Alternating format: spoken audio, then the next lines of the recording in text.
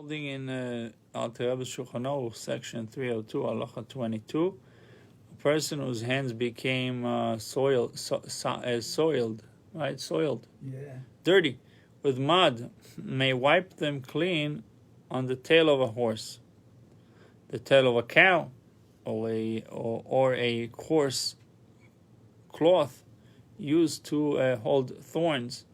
So he's allowed to clean his hands with these things. He should not use a cloth that is normally used to clean his hands. This restriction was imposed lest by following his ordinary weekday practice, he will come to launder the clothes. 100. Look at the footnote. Today, when disposable napkins and paper towels are plentiful, they should Today, when disposable napkins and paper towels are plentiful, they should be used. So you're allowed to dry your hands with it.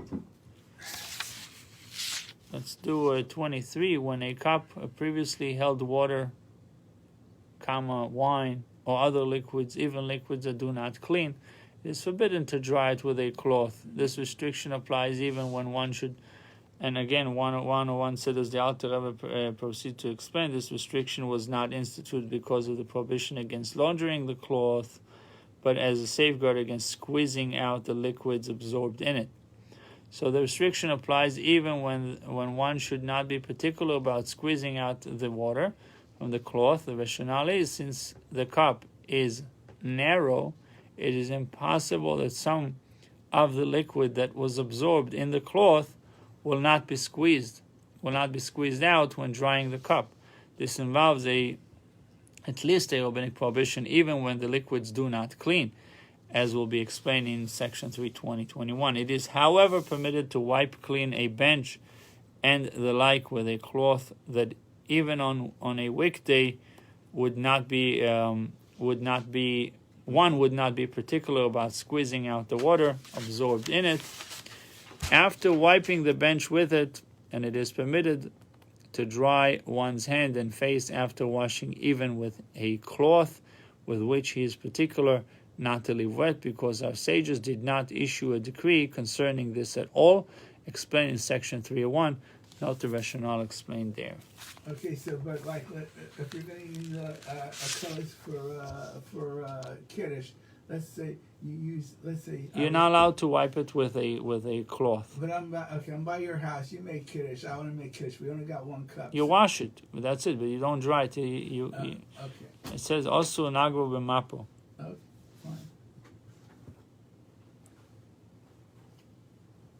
It says in 102, if you want to see, it says about this concept. It says generally, when one would not be particular about squeezing out the water from a cloth, there is no problem about carrying it or using it, because he's unlikely to squeeze it out. He has explained in section 3:1. Nevertheless, in this instance, there is a difficulty, as the Alter Rebbe proceeds to explain.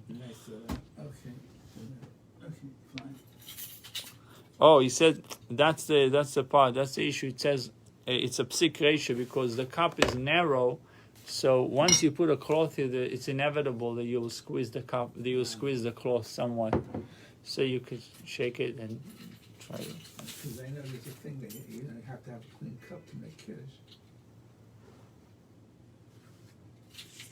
But it's not biblical, because it's not scriptural prohibition, because you have no use for the water.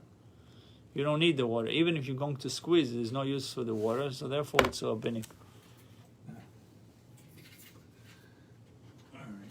Oh, you should try to use a clean cup. You shouldn't be drying a cup on Shabbos. Try to use a clean cup initially. That's why we have teacups, hot cups. That if it's wet, don't use it. You can use the teacup as you can use a cup that is wet as a kli sheni. So get yourself a clean cup, and you pour it into a cup that has water. That wouldn't be a problem. Anyway, have a good day.